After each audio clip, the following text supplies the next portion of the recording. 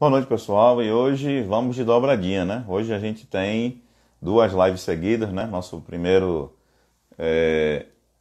primeira experiência com duas lives com temas interdisciplinares reunidos, né? Para quem não me conhece, eu sou o professor Kleber Vitor Santos, professor de Biologia e de Educação Física, tanto na escola como nas academias.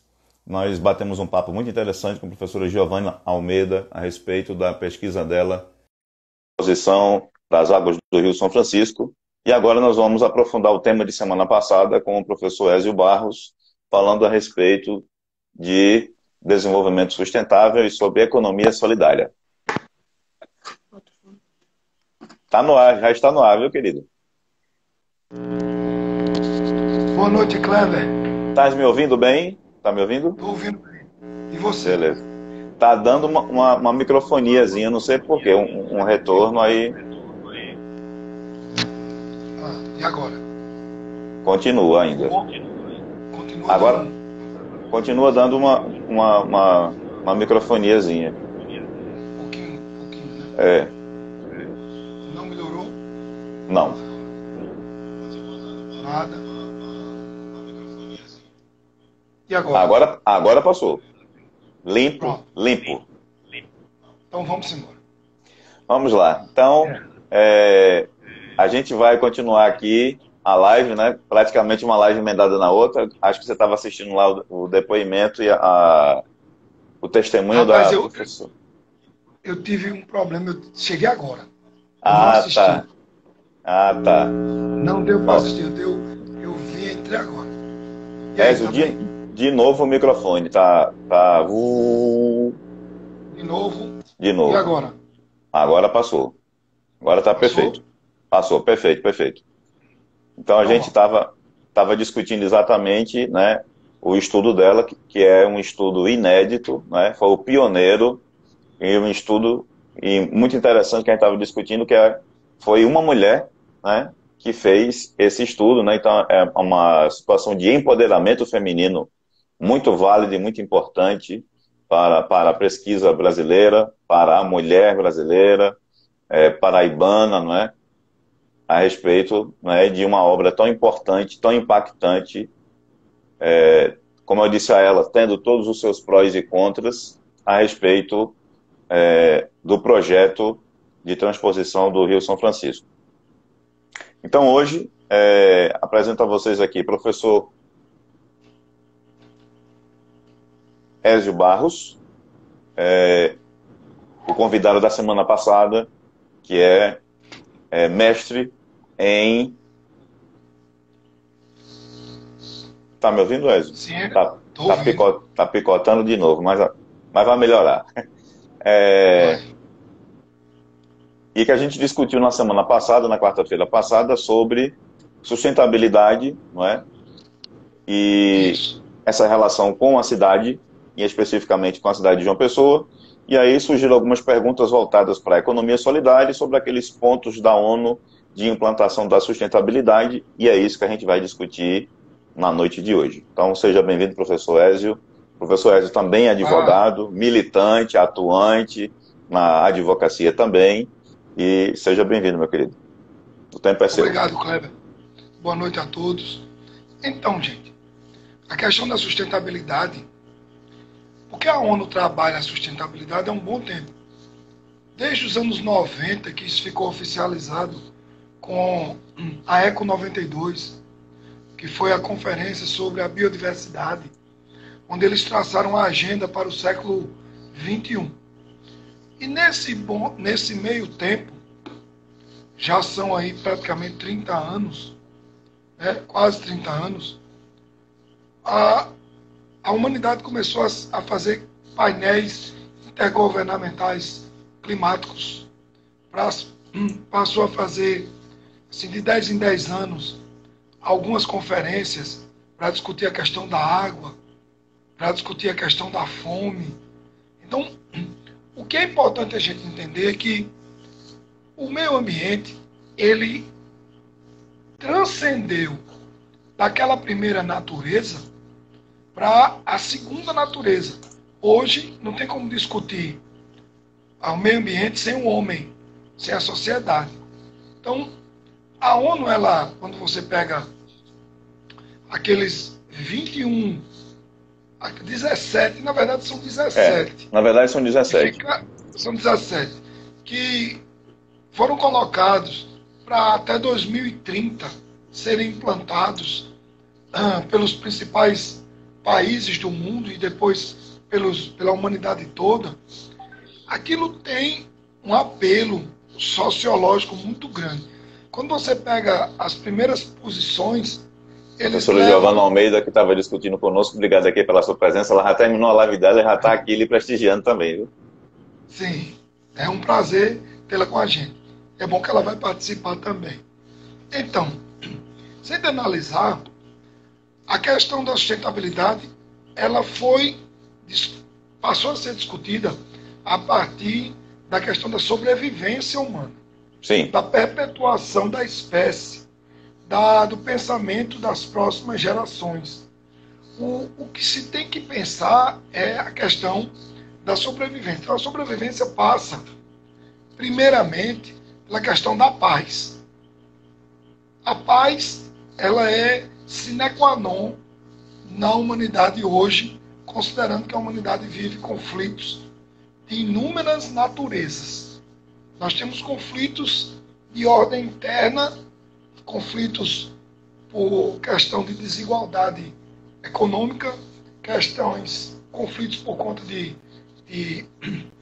intolerância religiosa, intolerância política, machismo, racismo, xenofobia, quer dizer, homofobia, né? Uma série homofobia, uma série de fobias hoje que basicamente colocaram a humanidade em um conflito. Você não pode falar de paz. A humanidade, ela não vive em paz. Sim. Apesar do referencial que a gente tem é de guerra mundial, Primeira e Segunda Guerra, como uma guerra geral. Mas em todos os continentes tem conflitos assim espalhados. Então não dá para a gente falar em paz. Não dá. A humanidade, ela vive inúmeras guerras, microguerras, que acontecem dia a dia. Os refugiados vivem uma situação de guerra o tempo inteiro, tentando entrar nas fronteiras, sendo expulsos. Então, a primeira ideia da ONU, que é a ideia basilar da ONU, é garantir a paz. Então, a paz é um primeiro, assim, vamos dizer, sustentáculo dessa agenda para o século XXI. Uma segunda ideia seria a questão da desigualdade, diminuir a desigualdade. Porque não tem, a gente discutia até a pegada ecológica, como consumir igual aos americanos. Como também não tem como sobreviver igual aos africanos. São paradoxos que a humanidade precisa entender que convivem no mesmo mundo. A realidade americana e a realidade africana. Então, é um dilema sustentável minimizar a desigualdade. Então, essa desigualdade, ela é vetor para muita coisa. Porque a questão da sobrevivência, a saúde pública, a questão da qualidade da água, do acesso à vacina, a medicamento, a tratamento da água, essa situação aí também é colocada. Que eu estou falando eu vou falar dos 17 pontos dentro de uma conversa. É melhor que a gente ficar número 1, isso. Do que ficar ponto a ponto, né? Sim, sim. Muito ponto a ponto cansa muito. Assim, a gente consegue debater e colocar tudo dentro. Porque o que eles fizeram foi justamente subdividir isso que a gente está conversando. A questão da paz, da harmonia em sociedade. Ézio, com licença, de novo a microfonia. Tava tudo bom, agora começou de novo o barulho. E agora? Melhorou não? Agora tá perfeito. Tá perfeito? Então, veja só. Se a gente pensar, a paz, ela não aconteceu. A perpetuação da espécie humana é ameaçada. o acesso a água potável, vacina, medicamentos, isso tem a ver com o problema da desigualdade. O acesso ele é atrapalhado pela sistemática mal. Tá ruim? Não estou ouvindo nada. Espera aí que a gente vai ajeitar. Tá certo. Deu? E agora? Nada?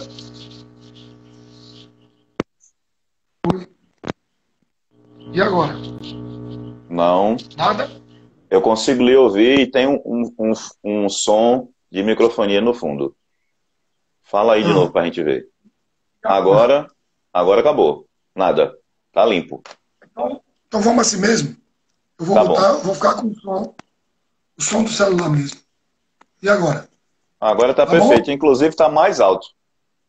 Tá mais alto? Tá bem mais Pronto. alto, bem melhor. Então eu vou repetir rapidinho para a gente organizar as ideias. Bom, o que é que eu estou dizendo aqui? Que a Agenda 21 colocou para a humanidade o desafio de caminhar em prol da sustentabilidade. E que a sustentabilidade ela tem muitas situações para ela ser alcançada. E algumas que são, assim, fundamentais para a sobrevivência da espécie humana. Então, nós falamos da paz, que a paz é uma busca muito incessante de muitas comunidades, porque a paz ela não é realidade na humanidade, não é a realidade. Então, o ser humano vive em conflito. Que o problema da desigualdade é tão grave que tira o básico, que é a alimentação, que é o fisiológico, que é a vacinação, que é a água tratada, que é justamente o acesso ao emprego, o acesso à renda, ao lazer, às necessidades fundamentais, que isso também não é garantido. Uma minoria da humanidade tem isso garantido para a próxima geração. Então, se a gente parar para analisar a sustentabilidade, a gente já percebe que ela é uma meta que a humanidade vai ter que ralar muito para poder alcançar. E aí, claro que vai pormenorizar. Que é Obrigado aí pela justamente presença de professora Miriam, professor Evandro isso. Gomes, estão aí presentes conosco também. Nosso grande amigo. Então, veja, se a gente analisar a sustentabilidade por essa base social, a gente percebe que está longe ainda. Oh, Mas, por outro lado, houve avanço. A consciência ambiental de 30 anos para cá, ela melhorou mais. Porque hoje se tem um entendimento que todos vivem um coletivo natural que interfere no social, que é basicamente o que acontece naquela hipótese de Gaia, que tudo está interligado e se auto-interferindo. Não tem como sim, você desvencilhar a Amazônia da Antártida.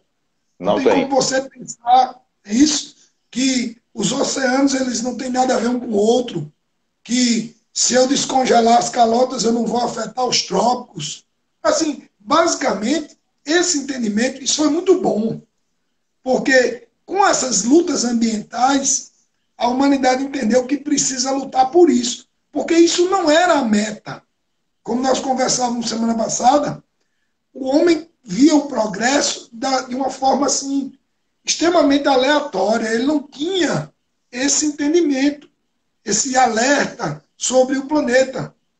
De repente, assim, uns 40 anos para cá, desde Estocolmo, que eles começaram a conversar isso, e a sustentabilidade passou a ser uma meta, que os países mais desenvolvidos passaram a perseguir mais cedo.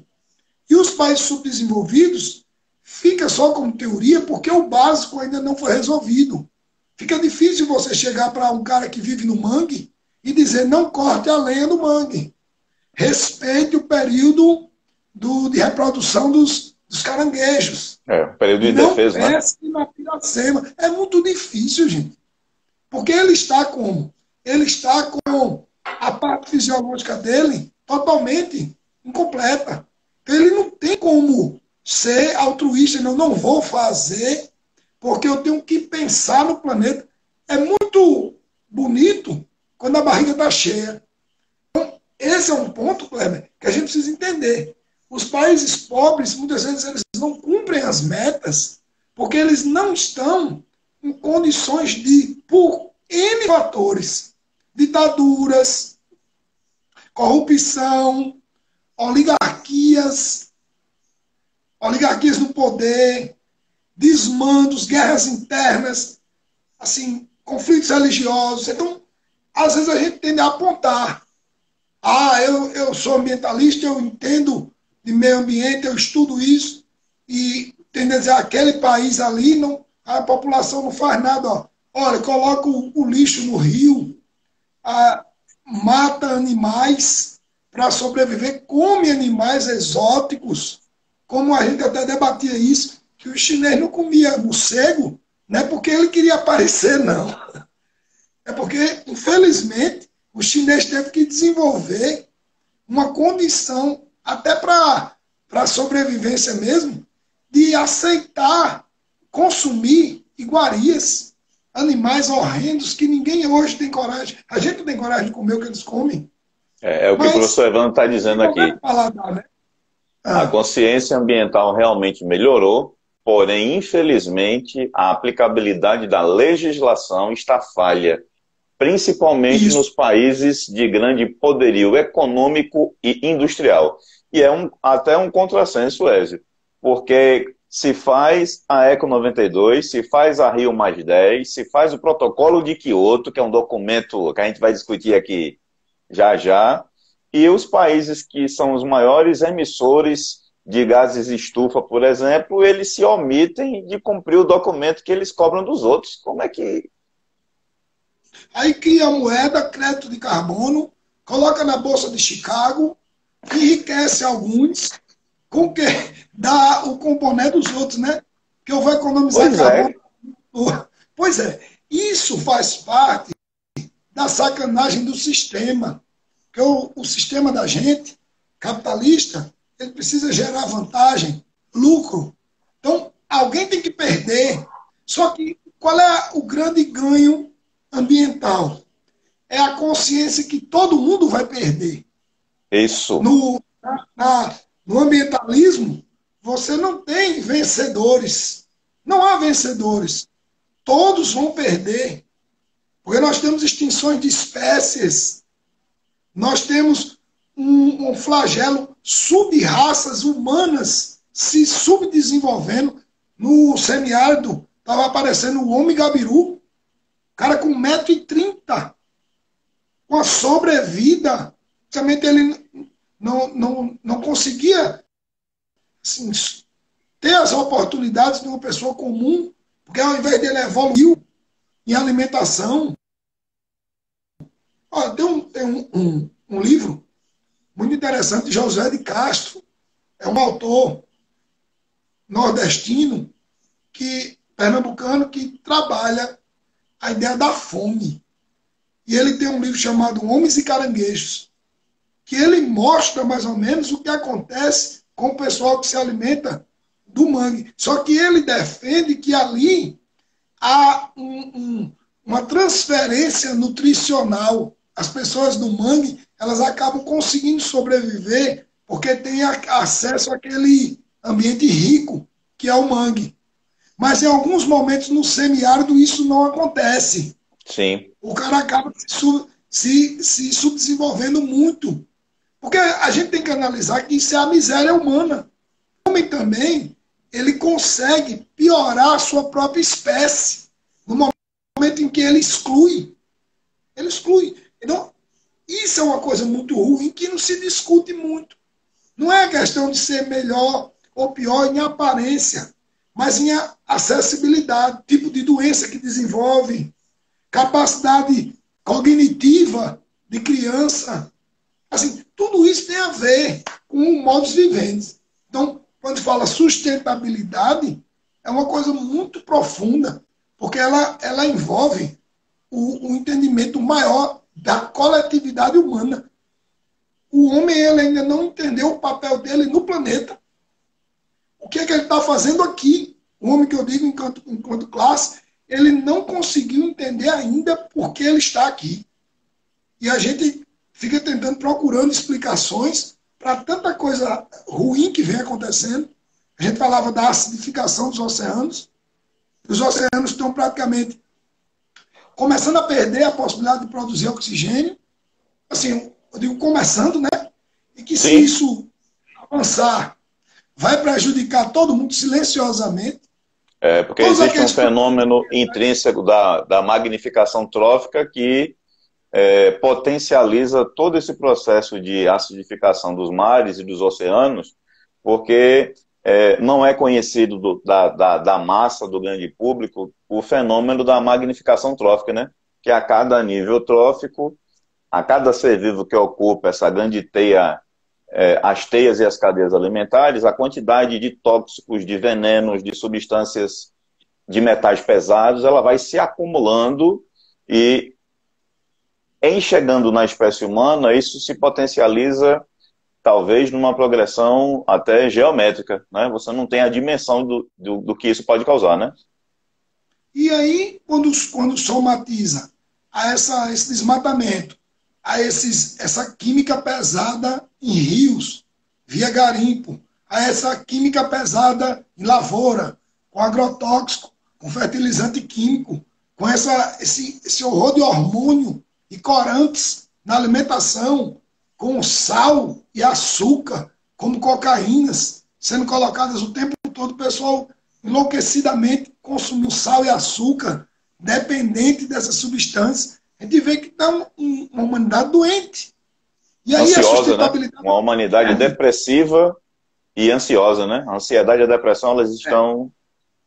Isso.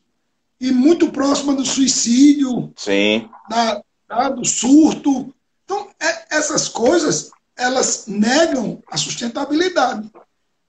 O homem sabe que ele não conseguiu ainda uma meta. Estamos olhando agora para a sustentabilidade como uma meta que ela precisa ser atingida. Só que, veja, a humanidade não tem um direcionamento coletivo. Não tem. É quase um salve-se quem puder. Os iguais se organizam enquanto blocos econômicos. G7, né, G8. Existe esse entendimento, mas pode observar que é uma discussão econômica. Não é uma discussão sustentável. Não é. Porque não estão preocupados com as próximas gerações. É mais ou menos o que se discutia quando apareceu Hiroshima, a bomba de Hiroshima.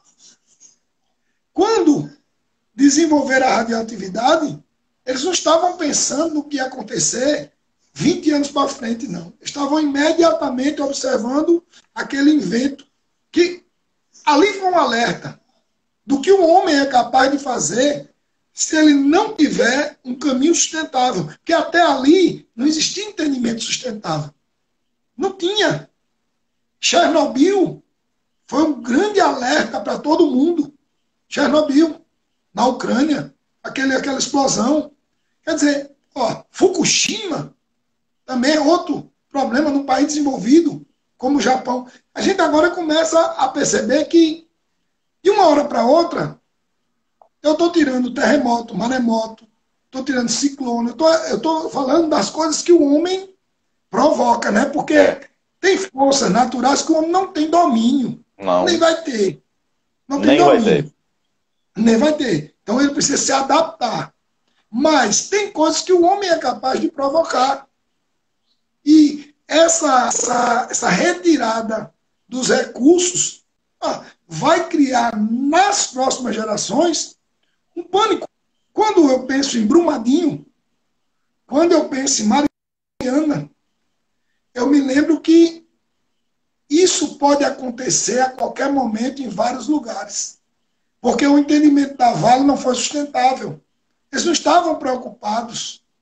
Quando a gente vai pegar uma companhia de água e esgoto como a Cagep e privatizar, a gente não está pensando no que pode acontecer se a privatização for para o lado errado. Como é que vai ser tratada essa água se a lógica não for sustentável? Porque agora a gente vai ter que entender isso. Todas as atitudes dos gestores precisam desse entendimento. Mas esse entendimento é discutido nas universidades, nas ONGs, é discutido por alguns partidos políticos, é discutido por uma pequena fatia. E aí está o problema. A agenda está aí, a Agenda 21. Lançaram a meta para 2030. O protocolo de Kyoto não foi cumprido. Fizeram a Conferência de Paris e traçaram a meta. Quando falaram em dinheiro, ninguém quis mais conversar. Todo mundo correu, né? Todo mundo correu. Trump fez questão de rasgar o documento, não reconhece o documento. Numa cena ridícula, uma cena ridícula, que diga-se de passagem, né? Não é isso? Bolsonaro não reconhece o documento, que é uma política de emparelhamento nos Estados Unidos. A nossa política ambiental hoje ela é vergonhosa. Então, estamos entregando a Amazônia.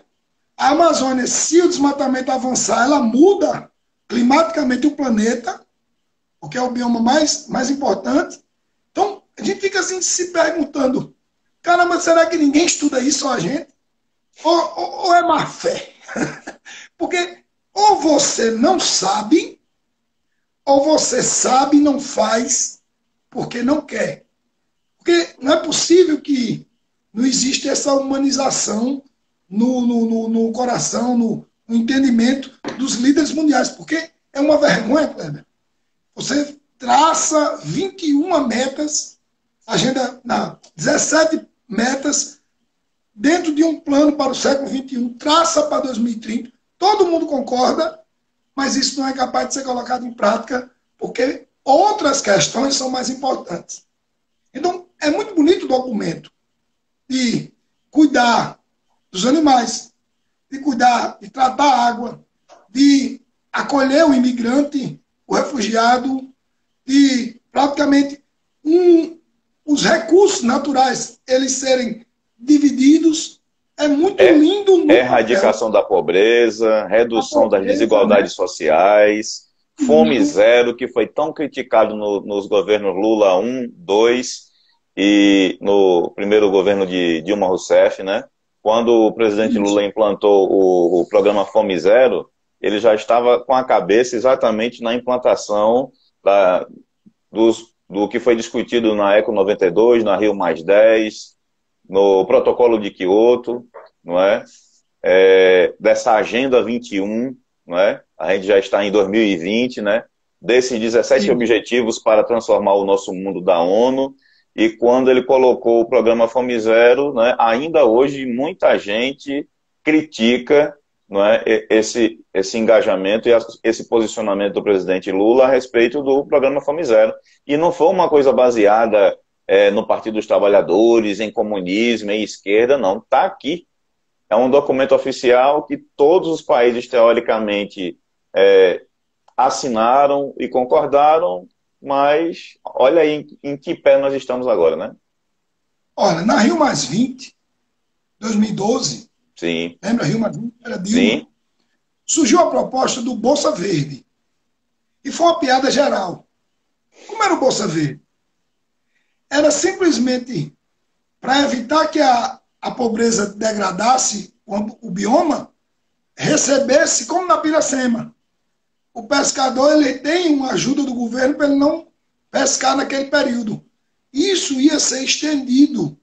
Só que o desgaste governamental era tão grande que acabou virando meme, piada. Mas isso vai ter que acontecer de uma forma ou de outra. Com esse nome Bolsa ou não, a gente só vai conseguir fazer alguém respeitar o meio ambiente se ela tiver com a barriga cheia. Sim. De barriga vazia não dá para respeitar meio ambiente. O ambientalista, ele fica sendo criticado porque ele é visto como um visionário, um louco. O cara que está cuidando de coisas que não vão gerar lucros para ninguém, porque ele não está pensando nele. Porque o egoísmo, o individualismo do modelo capitalista, ele é muito insano. Não estou dizendo que não existe uma Finlândia, uma Suécia, uma Dinamarca com capitalismos menos selvagens, uma social-democracia em desenvolvimento. Existe, mas é minoria. No nosso caso, o capitalismo ele é selvagem. Então, nós temos biomas importantíssimos. Os 2 lençóis de água potável mais importantes do planeta estão aqui. O Alto é do Chão e o Guarani. E nós não conseguimos usar ainda essa água de boa qualidade, mas por quê? Reserva estratégica, que é o que acontece com o nióbio, que é o que acontece com o lítio na Bolívia. Às vezes a gente não se toca que alguém está usando o que é de todo mundo. E isso não vem à tona por quê? Porque a grande mídia ela é conivente com o que vende. O que não vende não veicula, porque não dá lucro. As pessoas não ficam sabendo. E aí o problema joga nas costas dos professores, que tem que trabalhar conteúdos para a prova, uma educação totalmente alheia ao que precisava ter. A gente tem que ter noção de cidadania, a gente tem que estudar a Constituição, a gente tem que estudar as leis ambientais. Olha, meio ambiente não era para ser conteúdo transversal, não. Era para ser conteúdo curricular normal.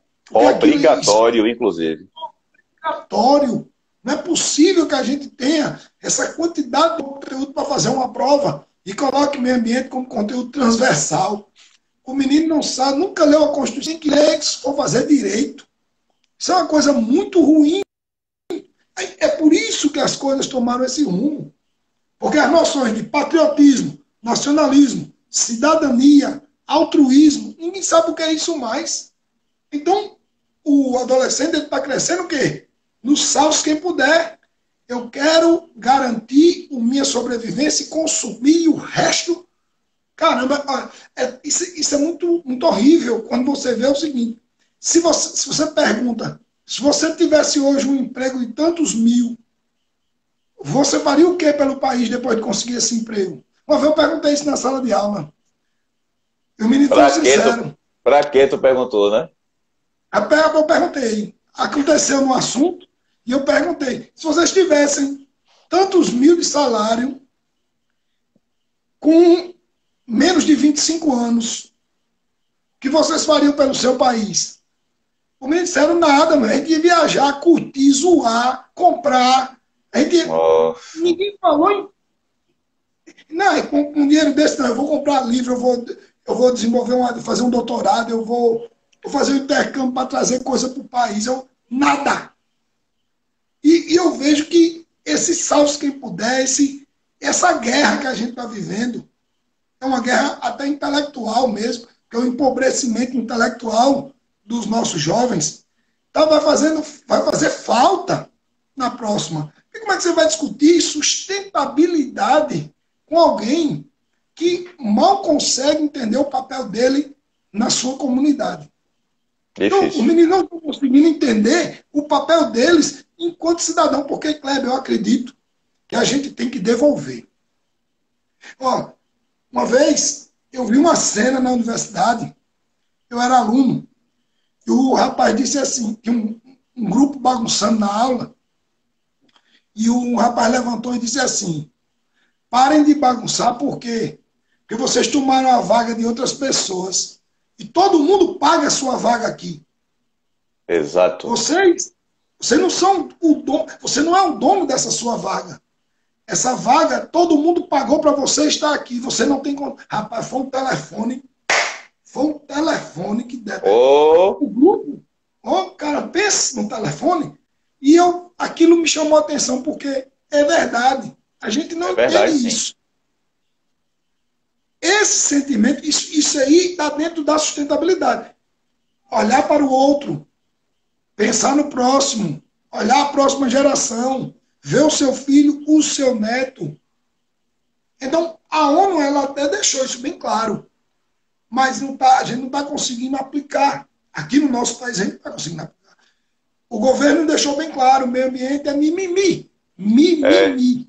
Olha aqui que a professora está dizendo, a professora que nos antecedeu, né? Na live anterior, falando sobre o Rio São Francisco. Ela diz aqui, ó, professora Giovana, há pouco tempo foi dito, acho que foi nesse mês de julho ainda, por um desconhecedor da realidade social, que os povos indígenas não precisavam de acesso à água potável porque tinham rios. Então, Então... E você sabe de quem eu estou falando, né? Eu vou até lembrar que no começo do ano passado, uma pessoa que está num cargo bem elevado no staff governamental disse que a nossa preguiça ela vinha dos índios. Eita! E que a nossa indolência, ela vinha dos negros. Não vou Eita, falar, mas Ézio! para ele Ô, meu entender que filho! o problema, olha só, e ele disse isso abertamente.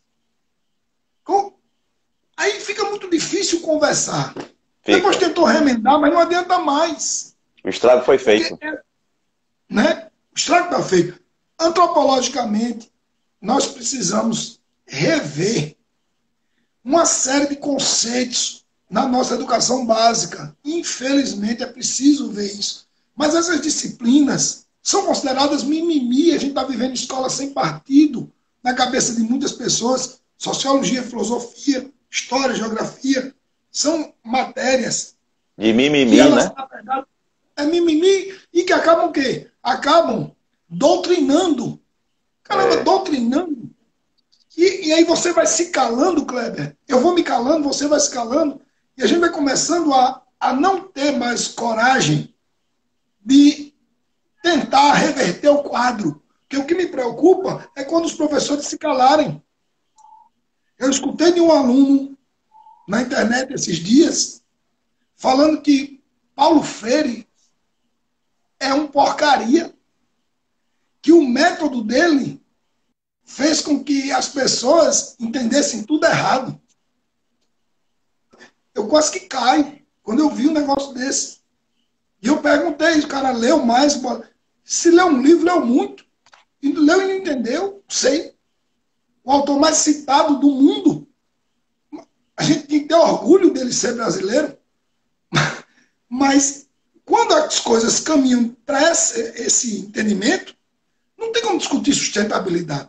E tem Como outra, é que eu Ezio. vou falar de O sustentabilidade? golpe mais recente que nós estamos sofrendo é que o próprio ministro da Justiça está quebrando os sigilos de nossas redes sociais para saber o que nós, professores ou funcionários públicos, estamos postando nas nossas redes. Eu nunca vi, Isso.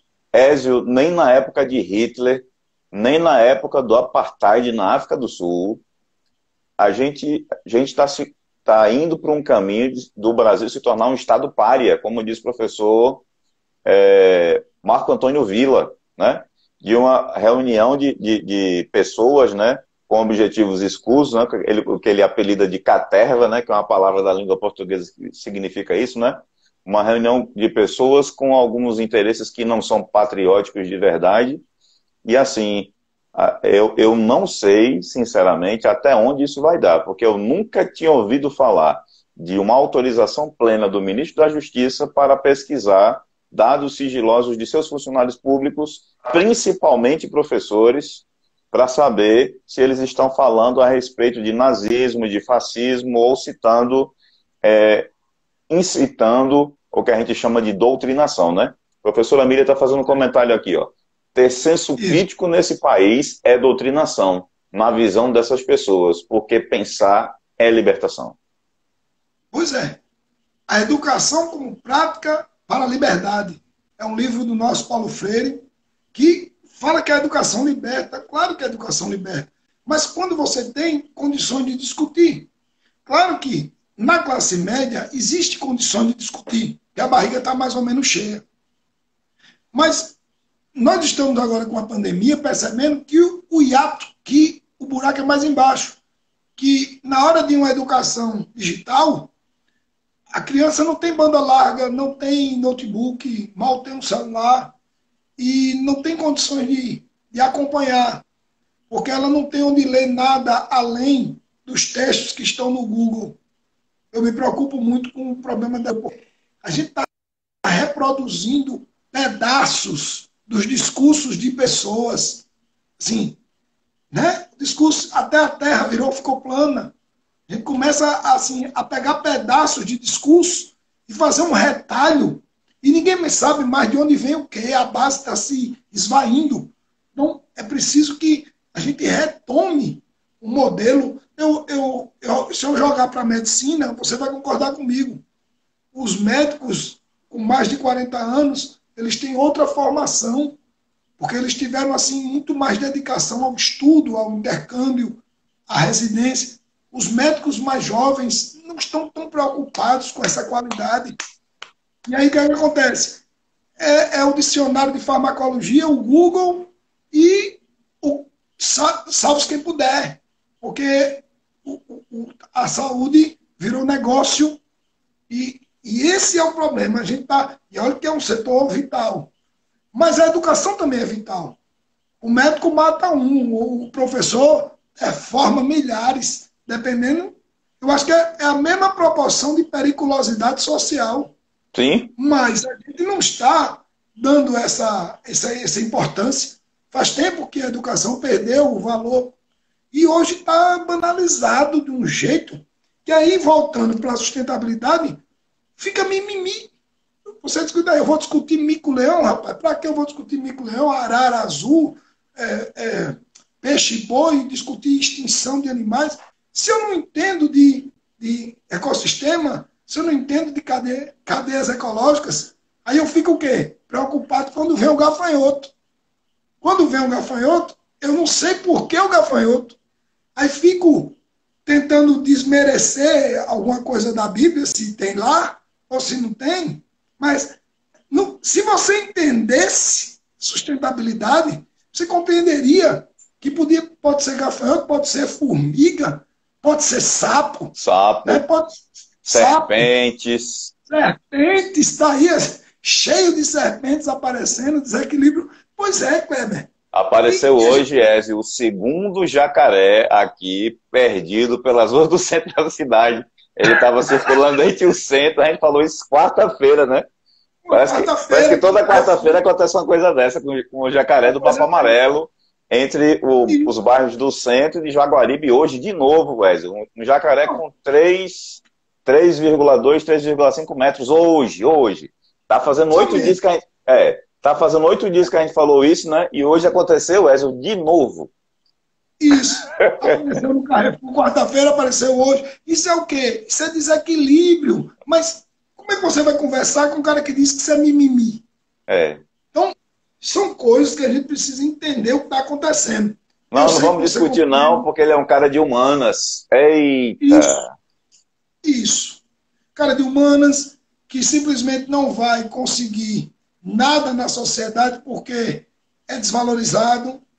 Quando alguém diz que vai ser professor, é motivo de piada na família. De chacota. Diz que a universidade é uma plantação de maconha, que só tem noiado, que só tem drogado, que só tem viciados, maconheiro dentro das universidades, em especial no curso de humanas. Isso é muito sério e muito grave, Ezio. Eu vejo assim também. Eu vejo assim sério. Também. Eu tenho muitas ressalvas com relação a isso. E isso é uma crise existencial que a gente está vivendo, que a nossa geração está matando no peito, e tem hora que não sabe o que vai fazer, porque a gente está ficando sem ter com quem conversar. É muito bom a live, porque a gente desabafa, né? Assim, pega as opiniões dos colegas, instrui alguém que está vendo aí, que está participando. Mas, assim, são ainda posições soltas, não existe um pensamento mesmo coletivizado, não tem, é muito solto. Então, verdade.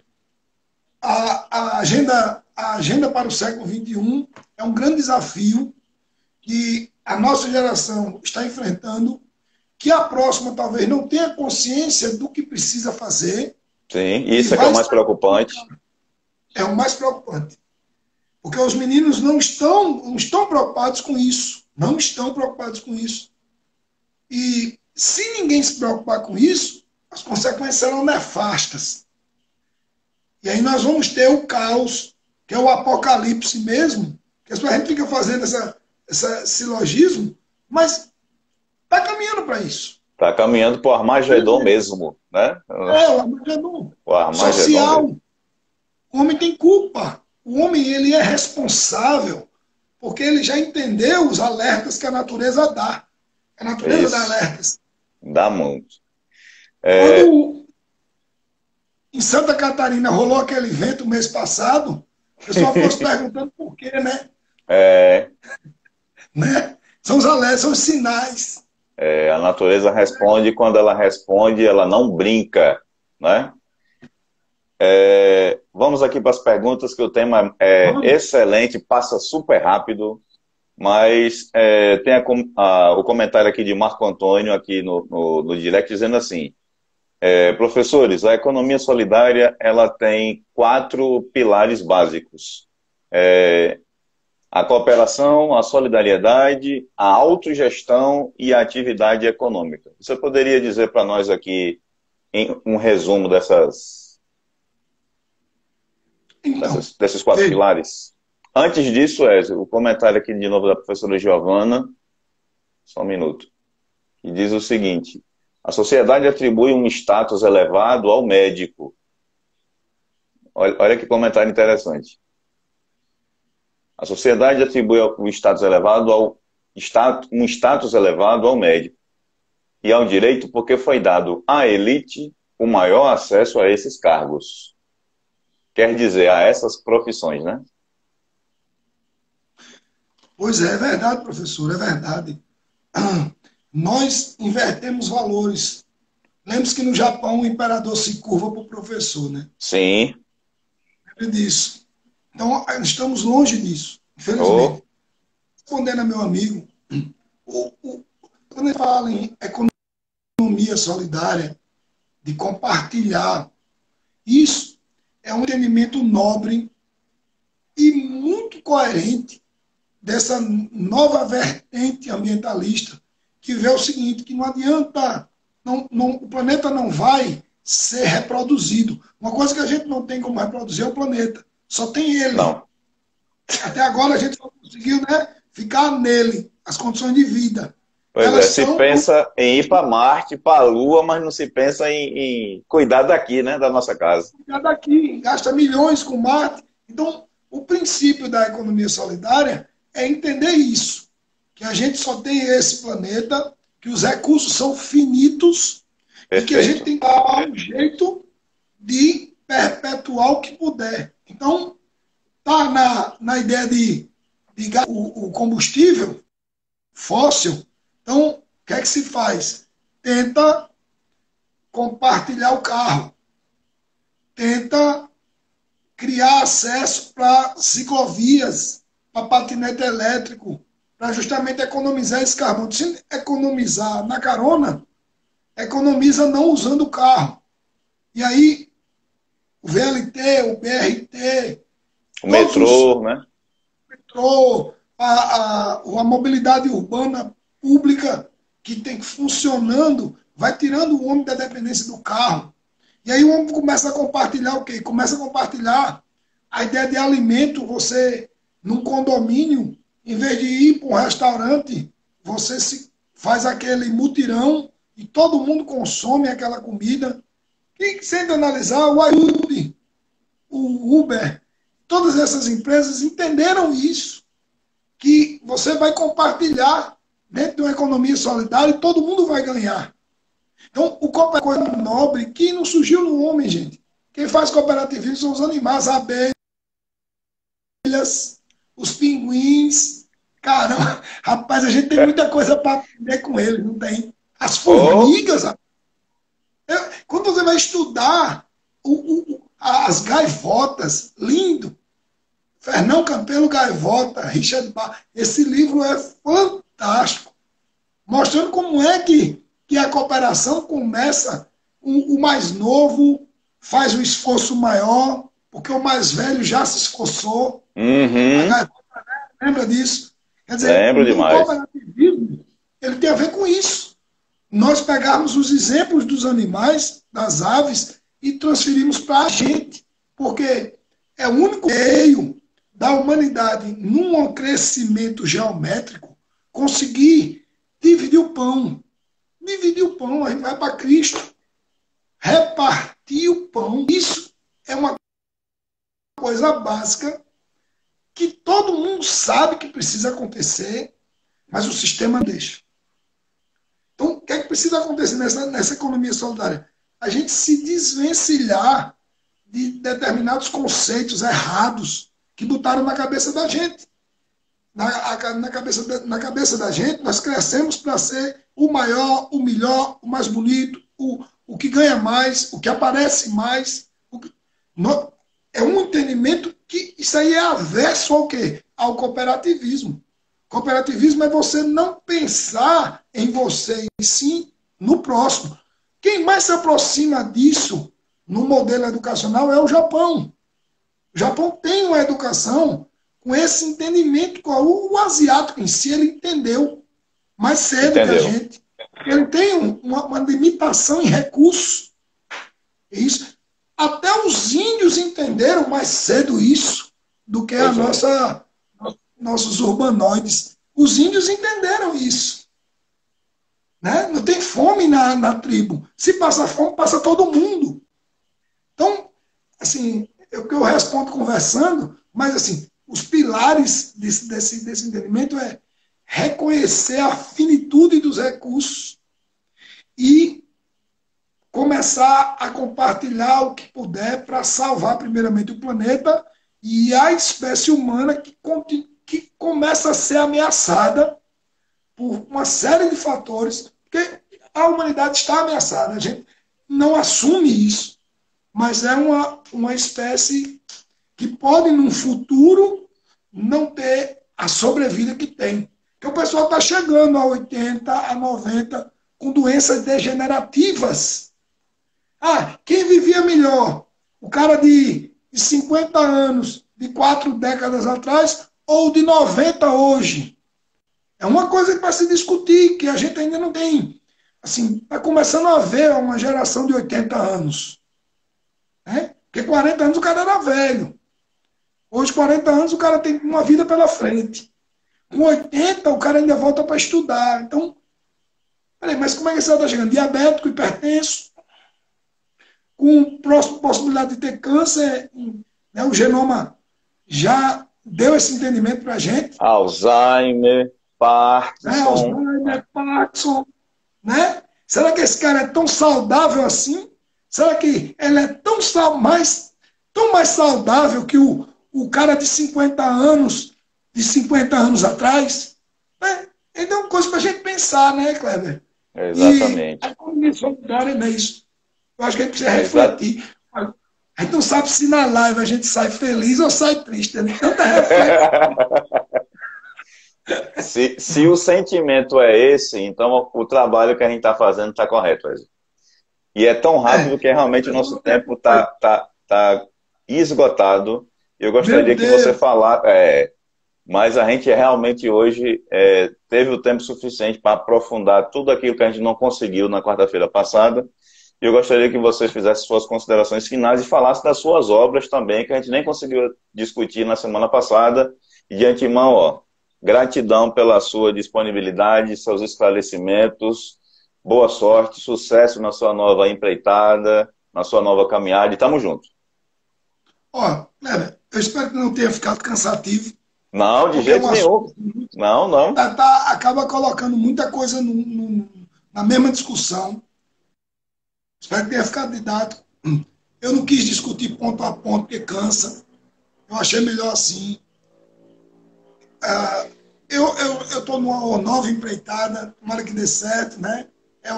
É uma empreitada coletiva, né? Vamos lá. Mas assim, eu escrevi o último livro sobre o Nordeste. Não consegui divulgar na pandemia, mas assim, eu espero conseguir, que é a ideia do mito do fracasso Nordeste.